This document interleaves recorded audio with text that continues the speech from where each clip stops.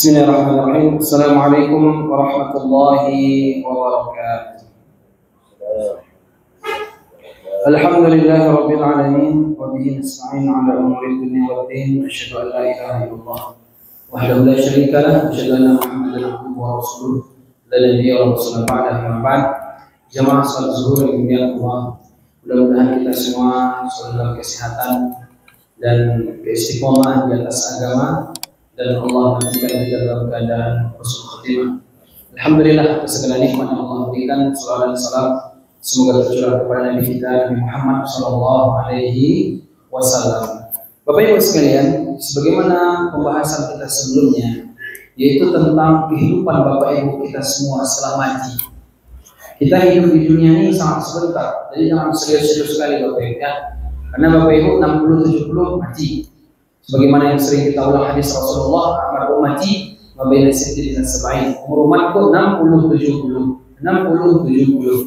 Jadi yang bapak-bapak, ibu-ibu di luar masjid, di dalam masjid yang sudah 60 siap-siap ya. Sebentar lagi Bapak Ibu pindah alam. Yang muda-muda pun juga bisa pindah alam. Bahkan sekarang ini banyak anak-anak muda lebih duluan mati. Karena memang di antara tanda-tanda kiamat itu waktu cepat berputar, ayat taqarrabaz zaman. Kata ulama mengomentari hadis tentang waktu cepat berputar itu maksudnya salah satu maknanya umur orang makin hari makin pendek. Maka tidak heran kan ada anak muda cuci ginjal, cuci darah, ada ginjal, anak SMP, ada jantung ya. Jadi Bapak Ibu, pada hakikatnya kematian itu tidak menunggu tua, tidak ada syarat tua, tidak ada sakit dulu syarat mati kan ada. Cuman Nabi ngasih kisi-kisi bahwa hidup di dunia umumnya manusia, umumnya umat Nabi khususnya itu 60-70. Maka sungguh tidak elok dan tidak layak kalau Bapak Ibu di umur segitu masih juga mencari dunia gitu ya. Bukan berarti kita meninggalkan dunia, kan? Dalam artian lalai beribadah karena urusan dunia. Nomor satu tuh ibadah kita. Sambil ibadah kan bisa juga cari dunia maksudnya. Dan banyak sekali orang yang mereka hidupnya senang, bahagia, sholat subuh tidak tinggal, baca Quran sehari bisa 1 juz, pengajian sehari bisa 2 kali, kaya daripada kita lainnya. Kita yang nggak apa-apa kali, kita pula yang sok kali. Maka jemaah ini evaluasi hidup tentunya. Setelah nanti Bapak Ibu meninggalkan dunia ini, maka sebagaimana kemarin Bapak Ibu akan masuk alam barzah, Bapak Ibu akan masuk kubur, dan Bapak Ibu akan merasakan 4 hal. Yang pertama, kegelapan kubur. Yang kedua, himpitan kubur. Yang ketiga, fitnah kubur. Yang keempat, nikmat atau azab kubur. 4 ini Bapak Ibu pasti lewati. Kecuali mungkin yang nomor 3. Kalau nomor 3 itu memang ada kekhususan, yaitu fitnah kubur. Fitnah kubur itu pertanyaan kubur ya. Pertanyaan kubur, man rabbuka, man nabiyuka, itu ada orang yang tidak ditanya. Salah satunya orang mati syahid. Kata Nabi, orang yang mereka berjaga di perbatasan negara. Yang ketiga, orang yang meninggal malam Jumat atau hari Jumat. Kemudian kita banyak-banyak berdoa kepada Allah, Allahumma inni a'udzubika minal kasali wal harami wal ma'sam wal maghrib wa min fitnatil qabri min azabil qabri. Saya sarankan Bapak Ibu catat doa ini, hafalkan. Ya Allah, aku berlindung kepadamu dari malas, aku berlindung kepadamu dari penyakit pikun, aku berlindung kepadamu dari dosa, aku berlindung kepadamu dari hutang, aku berlindung kepadamu dari fitnah kubur dan azab kubur. Jemaah, setelah di kuburan ada yang dapat nikmat, ada yang kena azab. Kemudian terjadilah proses di mana hari kebangkitan.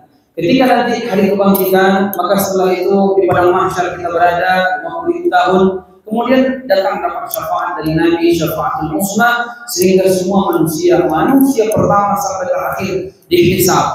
Dan hisab artinya perhitungan. Kalau bahasa orang kantor, audit, di audit, bapak-bapak, ibu-ibu, saya, kita semua kena audit besoknya. Terus bagaimana kaidah audit ini? Al-hisab itu kita sudah jelaskan 6. Yang pertama kemarin, keadilan Allah yang sempurna. Siapa yang beramal sekecil apapun Allah balas. Siapa yang berbuat buruk sekecil apapun pasti Allah akan balas. Makanya Allah katakan dalam Al-Quran, Inna Allah la yudhimu mithqala dzarrah. Sungguh Allah tidak menzalimi seseorang walau sebesar biji zarrah pun. Maka Bapak Ibu, jangan pernah remehkan kebaikan sekecil apapun. Jangan pernah sepelekan keburukan sekecil apapun. Karena itu semua akan ada balasannya. Misalnya Bapak Ibu ya ada sendal berantakan, kita rapikan. Misalnya Bapak Ibu mohon maaf datang ke musola, apalagi yang cuma numpang-numpang kencing tapi tidak sholat, ini tidak malu ini. Orang yang ini dia numpang-numpang buang aja, ya sholat lah. Jadi misalnya kita kamar mandi, ya kan? Nampak kok di sini kurang bersih, kita gosok sekali aja, tidak usah 2 kali, capek kita nanti sekali aja. Tubuh sedikit noda-noda hitam, pahala itu. Di karpet ini nampak sedikit-sedikit yang putih-putih, rambut-rambut, tidak apa, wah, pahala itu. Makanya dalam satu hadis Nabi SAW mengatakan, la tahqiranna syai'an minal ma'ruf walau an talqa akhaka bi talqin. Jangan pernah remehkan kebaikan sekecil apapun, meskipun kita senyum ke depan saudara kita, senyum sepele tapi itu pahala. Wattaqun nara walau bisyikki tamratin. Takutlah kalian kepada neraka meskipun dengan sebiji kurma. Maksudnya sebiji kurma kalau diinfakkan, kalau kita jarang ada kurma ya, GDR misalnya, kacang GDR, 1 GDR diinfakkan pahala. Maka jangan pernah remehkan. Itu yang pertama, keadilan Allah yang sempurna. Kemudian kaidah yang kedua, tidak ada yang menanggung dosa orang lain. Bapak Ibu enggak akan menanggung dosa orang lain. Wala taziru waziratu wizra ukhra. Kata Allah, yauma yafirul mar'u min akhihi wa ummihi wa abihi wa sahibatihi wa banihi. Pada hari saudara lari dari saudaranya. Pada hari seorang anak lari dari orang tuanya. Pada hari seorang suami lari dari istri dan anak-anaknya. Jadi orang tak mau menampungnya. Orang pengennya tuh masuk surga sendiri. Orang neraka situ, mau anak neraka sana, istrinya masuk neraka sana, saya nggak mau ikut. Beda di dunia. Di dunia ini kasih sayang tinggi. Bapak Ibu rela nggak makan, yang penting anak makan. Bapak Ibu rela nggak bisa istirahat, yang penting anak bisa istirahat, ya nggak? Karena kasih sayang. Tapi besok di hari kiamat nggak bisa. Kasih sayang Bapak Ibu tidak ada apa-apanya dibanding azab.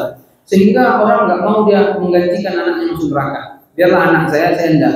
Dia nggak mau suaminya, dia masuk neraka, suaminya tidak. Biar suami saya tidak. Kayak gitu. Jadi orang tidak ada menanggung dosa orang lain. Wala taziru waziratu wizra ukhra. Kaidah kedua. Kemudian jamaah sekalian, di antara kaidah yang ketiga yaitu para hamba akan dinampakkan catatan amalnya di hari kiamat kelak.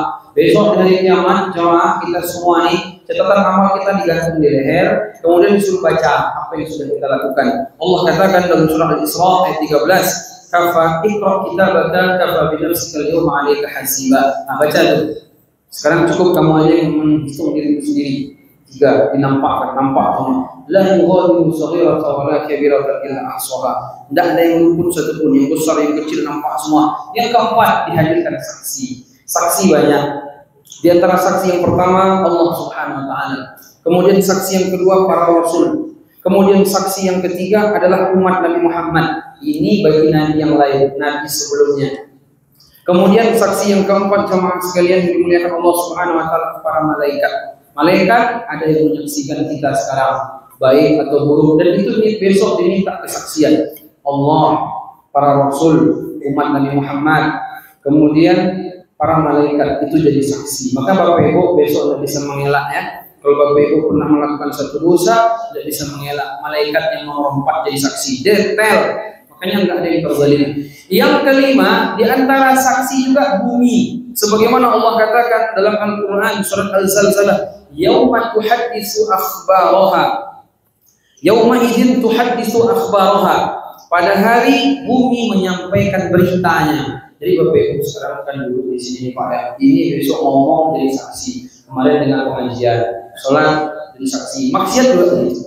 Kemudian yang kelima, yang keenam terakhir, yang menjadi saksi yang keenam, tangan, kaki, bahkan kulit tangan ngomong, kaki ngomong, kulit ngomong. Sebagaimana dalam satu ayat Allah katakan surat Yasin ayat 65, al-yawma nakhtimu ala afwahihim wa tukallimuna aydihim wa tashhadu arjuluhum bima kanu yaksibun. Allah katakan al-yawma, hari ini, nakhtimu ala afwahihim, mulut dikunci. Sekarang Bapak Ibu enak aja ngomong, saya pun enak ngomong ya. Besok dikunci mulut saya, dikunci mulut Bapak Ibu. Lalu kata Allah, wa tukallimuna aydihim, tangan bicara, wa tashhadu arjuluhum, kaki mereka memberikan saksi bima kanu yaksibun, terhadap apa yang dilakukan di dunia. Besok gua dikunci tangan ngomong. Allah, tangan nih pernah nyuri mangga dulu. Tangan saya ini dulu pernah nimbang Saya buat sekilo, mintanya sekilo, saya timbang 9,5 kurang setengah on namanya. Itu besok diazab. Kaki kemana dilangkahkan tempat maksiat, ngomong kemarin saya dibawa ke sana ke sini. Kita bingung sih, ngomong pula jadi bongkar-bongkar begitu. Jadi jamaah yang dimuliakan terjadi begitu besok pada kita. Kemudian termasuk kulit kita juga akan menjadi saksi. Kulit juga akan berbicara sebagaimana Allah katakan dalam surah Fussilat ayat 21. Jamaah sekalian yang dimuliakan, itu yang keempat. Yang kelima, kaidah yang kelima, cara penghitungan pahala dan dosa. Dalam Al-Quran Allah katakan man ja'a bil hasanati falahu asyru mithli amsalihha wa man ja'a bis sayyi'ati falahu falaysa illa mithlaha wa la yuzlamun. Allah katakan barang siapa berbuat baik Allah lipat gandakan 10. Tapi kalau ada orang berbuat buruk maka Allah lipat gandakan 1. Jadi kalau Bapak Ibu 1000 infak maka 10.000. Kalau Bapak Ibu nyuri 1000 ya. Maka kalau besok di hari kiamat masuk neraka juga, ini agak ngeri. Ternyata orangnya parah ini. Satu kebaikan dilipat gandakan 10 sampai 700. Satu maksiat satu aja tidak pula dilipat gandakan 10 sampai 700. Maka kalau masuk neraka agak susah sebenarnya. Tapi kata Nabi, setiap 1.000 orang satu di surga, 999 di neraka. Itu hadis sahih. 1.000 orang satu di surga, 999 masuk neraka. Yang 999 ini adalah orang kafir, orang munafik. Jangan kita hitung di sini. Di sini kayaknya 1000. Saya sendiri dulu surga. Enak boleh itu kita hitungnya Pak. Itu enak-enak di kita aja tuh. Jadi jamaah yang dimuliakan Allah Subhanahu wa taala, sebenarnya masuk neraka ini susah juga ya. Buktinya satu kebaikan 10 sekilo 10 kilo sampai 700 kilo. Berinfak beras sekilo itu 10 kilo sampai 700 kilo. Nyuri beras sekilo aja. Tapi kok masuk neraka juga? Berarti memang hobi ada hobi namanya. Perlu ruqyah nih kayaknya ya. Maka Bapak Ibu yang perlu ruqyah dari sendiri aja ya. Enggak usah minta ruqyah sama Ustaz. Ustaz ini masih banyak yang ruqyahnya lagi. Dia pun ruqyah dirinya juga. Maka jamaah yang dimuliakan, ini yang kaidah yang kelima. Kemudian yang terakhir jamaah, sebagian orang ada dosanya itu dihitung sebagai kebaikan. Yaitu sebagaimana Allah katakan dalam Quran surat Az-Zumar ayat 70, illa man taba wa amana wa amila amalan shalihan faulaika yubaddilullahu sayyi'atihim hasanat. Kecuali orang-orang yang taubat beriman, beramal soleh, maka Allah ganti keburukan dengan kebaikan. Ada dua pendapat ulama di sini. Salah satu pendapat yang dikuatkan dalam buku yang saya baca ini, yaitu jadi kalau ada orang yang bertobat kemudian beramal soleh, dia beriman beramal soleh, dulu pernah mungkin dia dosa, satu dosa itu justru dihitung satu kebaikan. Ini pendapat pertama. Tapi kalau pendapat kedua, maksudnya diganti keburukan dengan kebaikan. Maksudnya apa? Keberkahan umur ditingkatkan Allah. Ini pendapat kedua. Jadi masing-masing ada perbedaan sedikit, tapi saya fokus yang pertama saja. Allah akan ganti keburukan dengan kebaikan karena taubat Bapak Ibu. Bapak Ibu mungkin ada dosa masa-masa muda ya. Kalau Bapak Ibu betul-betul taubat, kemudian beriman, beramal soleh serius gitu ya, yang masa lalu itu bisa Allah ganti keburukan itu menjadi pahala. Makanya luas rahmat Allah daripada marahnya Allah. Jamaah sekalian, itulah 6 kaidah yang akan dirasakan orang ketika besok di yaumul hisab, orang beriman. Lalu bagaimana dengan orang-orang kafir?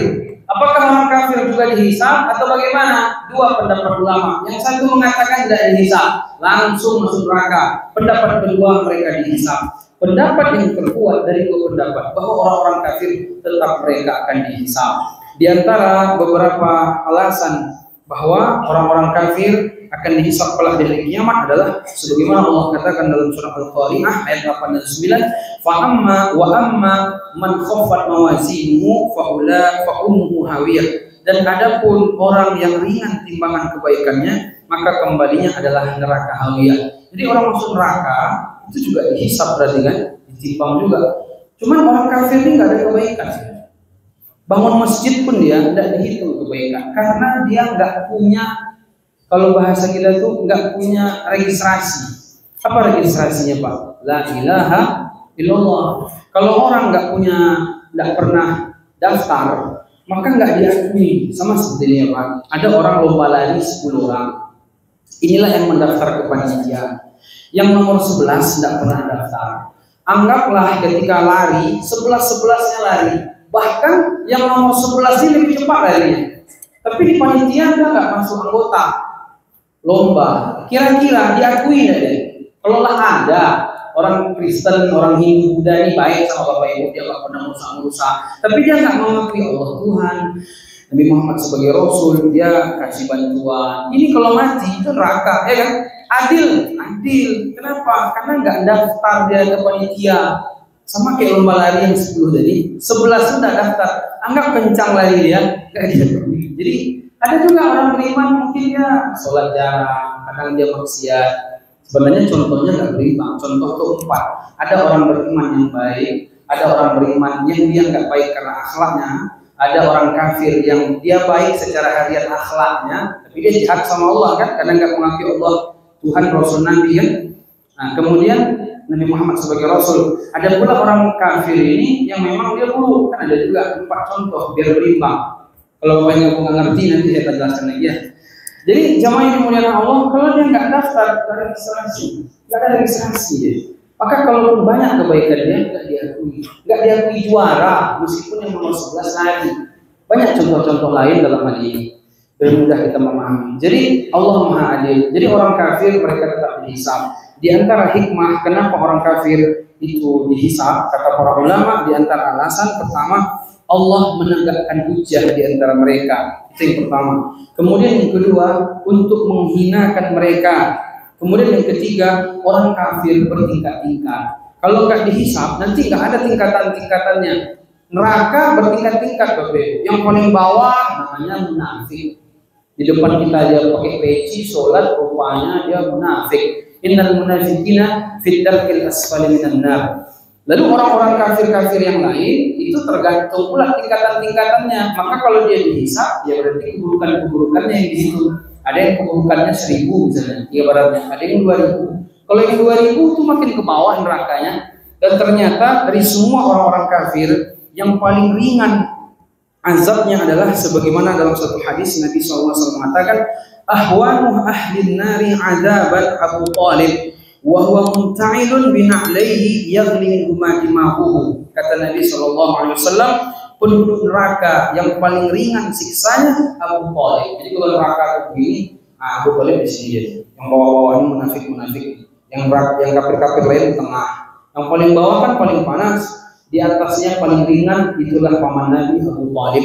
Kata Nabi SAW, wa huwa munta'ilun bina'laihi. Dia memakai kedua sendal yang huma dimahu, dan ketika itu otaknya mendidih karena sangat panas. Pakai sendal lalu mendidih, sendalnya yang panas dari api neraka, saking panasnya sampai otak-otaknya mendidih. Ini azab neraka paling ringan. Kalau bapak-bapak minat karena bisa, karena sudah diambil, mau ke bawah lagi. Ini yang super ekonomi. Kalau mau eksekutif ada.